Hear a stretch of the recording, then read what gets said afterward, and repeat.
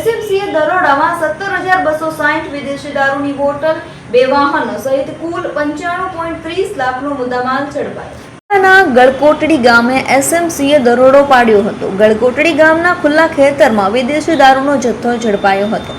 અમરેલી જિલ્લાના વિદેશી દારૂની રેલમછેલ થાય તે પહેલા એસએમસી ત્રાટકી હતી। દરોડામાં 17,260 વિદેશી દારૂની બોટલ એસએમસીએ ઝડપી પાડી હતી। અલગ અલગ બ્રાન્ડનો વિદેશી દારૂનો જથ્થો ઝડપાયો હતો। 2 વાહનો, 7 મોબાઈલ સહિત 5 શખ્સોને એસએમસીએ ઝડપી પાડ્યા હતા। એસએમસીએ દરોડામાં કુલ 95,29,000ના મુદ્દામાલ સાથે ઝડપી પાડી કાયદેસરની કાર્યવાહી કરી છે।